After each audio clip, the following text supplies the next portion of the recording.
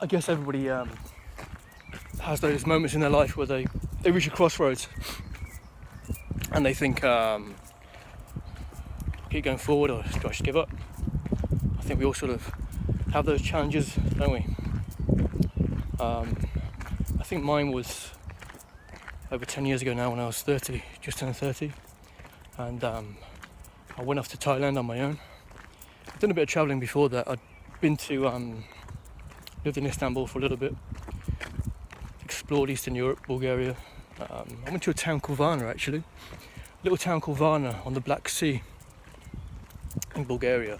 Beautiful little place, and it was actually mentioned in Bram Stoker's Dracula. I think that was one of the motivations for me going in the first place. I remember getting chased by, I remember loads of stray dogs in Varna, in Bulgaria, and getting chased by those things. A scary place. But anyway, I digress. So yeah, I went to Thailand. This was back in 2004, 2005. And I remember I got to Bangkok, old bangers. And I met up with some guys who I think they just left the Canadian military, and we just went off travelling around Thailand together. We went to Chiang Mai, we went to some of the islands down south. There was Koh Samui, Koh Tao. Did some deep sea diving down there. It was all good fun. And then we came back to Bangers, and I remember we were thinking about going to Phuket for Christmas Day, Boxing Day. And at the last minute we decided not to. But we had met some people from Norway on the Koh San Road, and those guys and girls, they decided to do what we were going to do, and we never heard from them again. Consequently, you hear a lot of stories about people. They went down to Phuket. They stayed on the beach all night. They partied and just crashed on the beach. And of course, when the tsunami hit the next day, so many people lost their lives over there. So I have no idea what happened to those people that we met.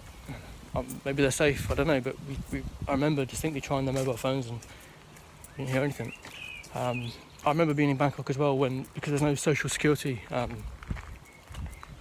safety net over there for the Thai people. I believe back then, I might be wrong about that. But I remember just all the locals from the coast crashing into Bangkok, effectively refugees because they lost everything. So that was really horrible. It was really did our best to help, but there's only so much you can do. And I remember I didn't want to go home back to the UK.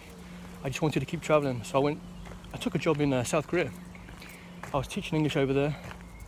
I went to a place called Suwon on the outskirts of South Korea at a private academy. And that would turn out to be a bit of an experience. Made some good friends over there. I remember going drinking in a place called Itaewon with some American friend, and just wait for that train to go past. And I remember, in Itaewon is where all the expats sort of hung out. The Americans, the Canadians, English, and also the South Koreans. And the South Koreans, they're not too keen on the British or the Americans. Obviously what happened with the Korean War and everything. And every weekend, without fail, you'd have the American GIs over there and the young South Korean guys. They get into a bit of a ruckus after a few drinks. And bear in mind that the South Korean guys, they're taught Taekwondo from the age of like 2 or 3 years old. And GIs, they got their asses kicked, and the police used to sit around and watch them. It was like a regular thing every weekend. It was quite amusing.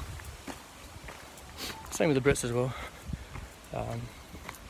But anyway, the school I was working at back then, after about 7 months it went bust, and they didn't pay us for the last couple of months.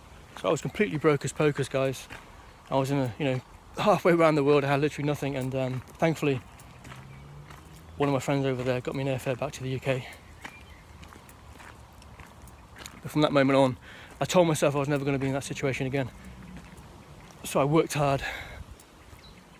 As the years went by, I started saving. I remember when I got back as well, my mum wasn't too well either, so that was really difficult. That probably was the worst year of my life, to be honest. The best year, but also the worst year, if that makes sense.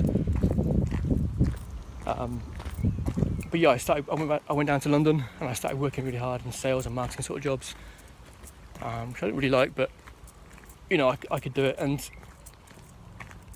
you know, stashing cash away, and as everyone does, right, when they're in their 20s, 30s, building something. And after the years went by, I came back to the Midlands. I bought myself a house.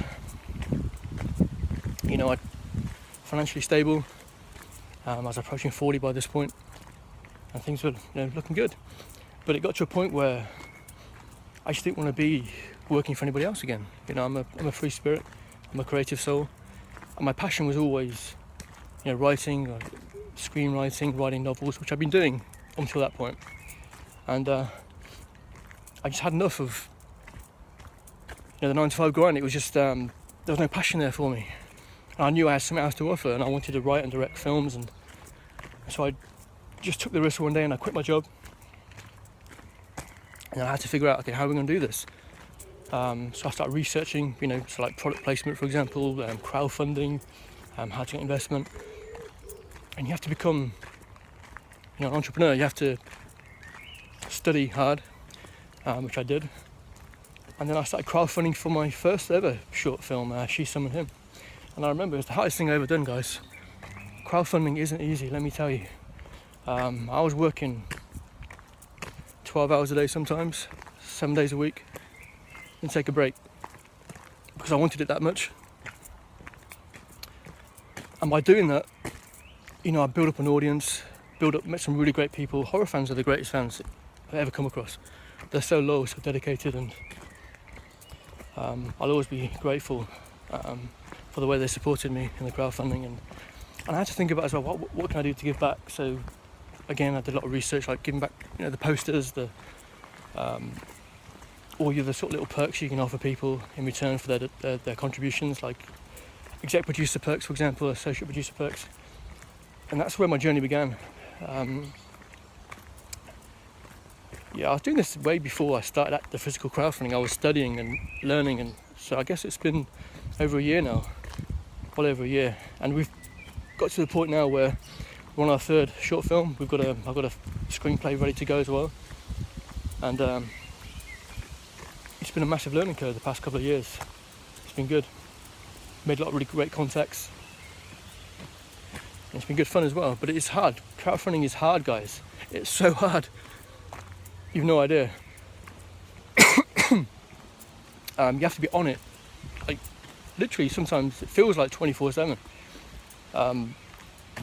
So difficult. But you got to do what you got to do, haven't you? I mean, if you want to realise your dreams, you got to put the effort in. And that's what I did with our first horror film, She Summoned Him, and that's doing really well now. But yeah, I'm doing a crowdfunder at the moment for our latest film, The Redemption of Harry Day. If any of my subscribers are watching, they want to throw in a few coins, I'll leave the link below. It'd be a massive help, guys.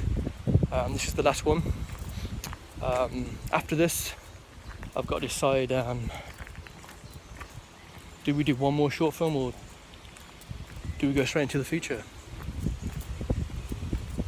So big decisions to make. I've also been chatting to a couple of sales agents and a producer's rep about the short films.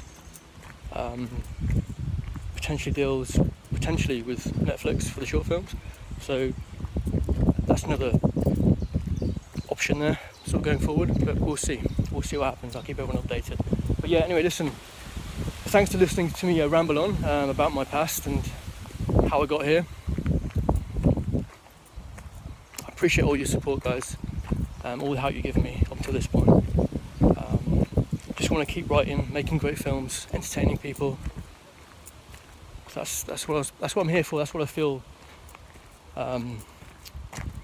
my purpose is, if that makes sense, from a career point of view.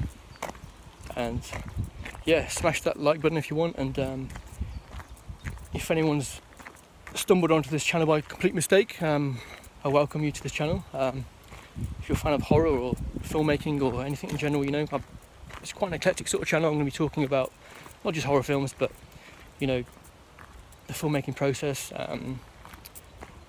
We're talking about the places I've been and the experiences I've had and things like that. So feel free to join Black Copies Film, subscribe to that, that'd be brilliant. And yeah, I'll see you all on social media later.